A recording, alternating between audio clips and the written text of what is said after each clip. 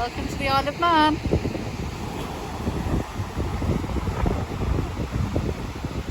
So this is a story of me and my mum's trip to the Isle of Man in October. I have recently moved to university and I now live in the north of England. Moving has made me realise that there's a lot of places, both in the UK and around the world, that I haven't visited yet, and I would like to visit as many places as possible. Unusually, I had a very busy summer this year and was lucky enough to visit 4 different countries. First, there was Iceland in July.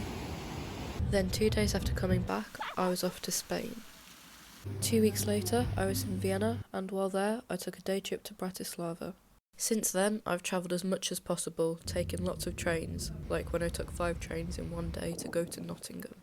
One place I'd never been before and was admittedly quite interested in was the Isle of Man, so we booked a flight and a place to stay, packed our bags and drove to Liverpool Airport at 5 in the morning. We arrived around 10ish and spent the rest of the day exploring Douglas, the capital, before inevitably going back to the B&B to sleep because travelling and waking up early is exhausting. We did, however, go to the Manx Museum, spot the Tower of Refuge and stroll along the beach before that happened. The next day was more interesting. We went on the electric railway from Douglas and stopped off in Growdle Glen.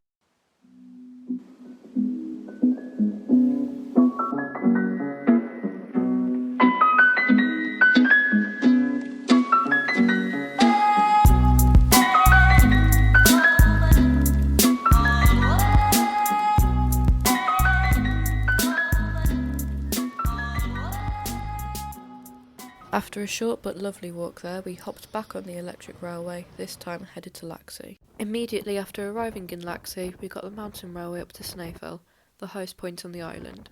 And, as I'm sure you can tell, it was very windy at the top, although apparently on a good day you can see all 7 kingdoms. We didn't though. After a short while in the cafe, we went back down to Laxey.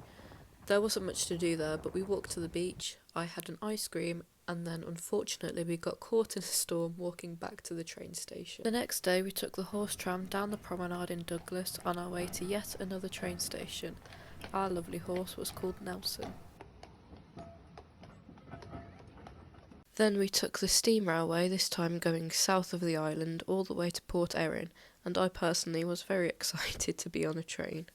Unfortunately, there was nothing to do when we got to Port Erin, although I did get myself a map from a bookshop by the sea, and that is now hanging proudly on my wall.